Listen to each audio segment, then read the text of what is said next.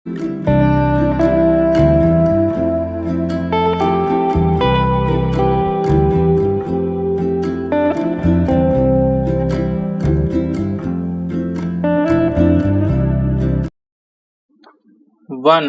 2, 3 start. महोदय, आज विश्व के अधिकांश शिक्षा विशेषज्ञ विश्वविद्यालय शिक्षा को न्यून करने के पक्ष में हैं, लेकिन हम जानते हैं कि हमारे यहाँ ऐसा करने से एक विशेष समस्या खड़ी हो जाएगी। जिन लोगों को शताब्दियों से उच्च शिक्षा पाने का अवसर नहीं मिला है, वे स्वाभाविक ही यह महसूस करते हैं कि विश्वविद्यालयों की शिक्षा के अवसर कम करने से उन पर प्रभाव पड़ेगा और शिक्षा का झुकाव वर्ग विशेष की ओर ही बना रहेगा। हम निश्चय ही ऐसा नहीं चाहते। हमें एक ऐसी संतुलन की खोज करनी है जिसके अंतर्गत कुछ परिवर्तन किए जा सकें और साथ ही जिन व्यक्तियों को उच्च शिक्षा पाने का अवसर पहली बार मिला है, वे उसका लाभ उठा सकें। इसलिए अगर किसी समस्या के बारे में अन्य देशों के ऊंचे दर्जे के शिक्षा शास्त्री भी कोई विशेष विचार रखते हैं, तो भी हमें देखना होगा कि उस विचार को यहाँ की परिस्थितियों में कहाँ तक स्वीकार किया जा सकता है। इस संबंध में हमारे पास कोई मार्गदर्शक सिद्धांत नहीं है, न ऐसे कोई उदाहरण हैं जिनका लाभ हम उठा सकते हैं। हमें हर संभव अपना रास्ता स्वयं बनाना है। यह तभी हो सकता है जब हम इन मामलों पर और ज़्यादा गहराई से सोचें और नए प्रयोग करने के लिए तैयार रहें। अधिकांश तथाकथित देशों में लगातार सैकड़ों योजनाएं तैयार की जा रही है। कुछ योजनाएं सफल होती है और कुछ असफल, लेकिन असफलता से भी अनुभव मिलता है जिससे सरकार या शैक्षणिक अधिकारियों को भविष्य की नीति निर्धारित करने में सहायता मिलती है। अगर हम विफलताओं से घबराएंगे, अगर हम गलतियों से डरेंगे, तो हम घिसे पिटे रास्तों को कभी भी छोड़ नहीं पाएंगे। सार्वजनिक जीवन के मानदंडों के बारे में बहुत चर्चा होती रहती है। मैंने हमेशा ही इस पर काफी जोर दिया है। अगर हम भारत को एक विशेष राष्ट्र बनाना चाहते हैं, अगर हम उसे विशेष स्थान देने का श्रेय देना चाहते हैं, तो हमें सभी क्षेत्रों में मानदंड ऊंचे रखने होंगे, चाहे सार्वजनिक जीवन हो या निजी जीवन। प्रश्न यह है कि हम कैसा देश चाहते हैं।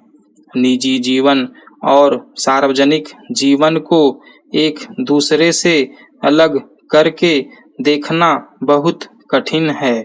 अगर कोई व्यक्ति अपने निजी जीवन में किसी प्रकार का अनुचित आचरण करता है, तो आप उससे यह आशा नहीं रख सकते हैं, महोदय, वह सार्वजनिक जीवन में शुद्ध साफ बना रहेगा और इसी प्रकार सार्वजनिक जीवन में दुराचरण का प्रभाव निजी जीवन पर भी पड़ता है।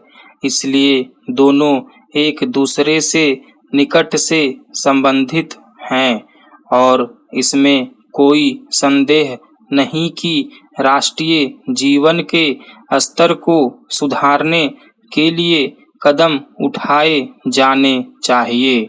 लेकिन इस मामले में भी हम अति सरलीकरण के फेर में पड़ जाते हैं।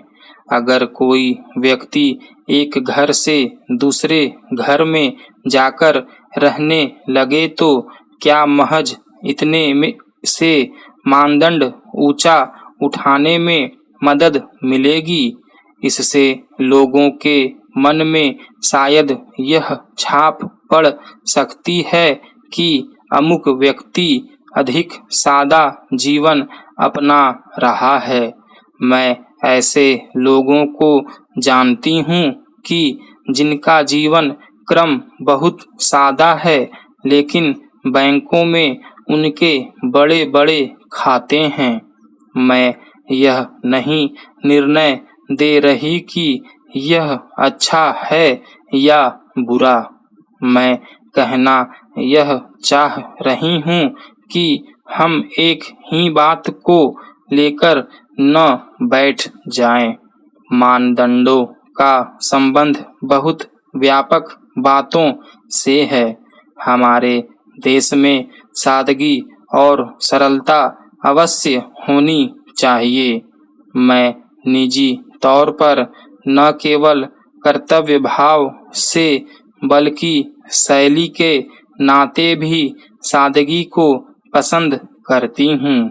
जो चीज सादगीपूर्ण है वह कहीं ज्यादा प्रभावी होती है और अधिकांश विश्व बहुत हद तक इस विचार को अपनाता जा रहा है। लेकिन हमारी कुछ शब्दावली वास्तविक सादगी की परिचायक नहीं है।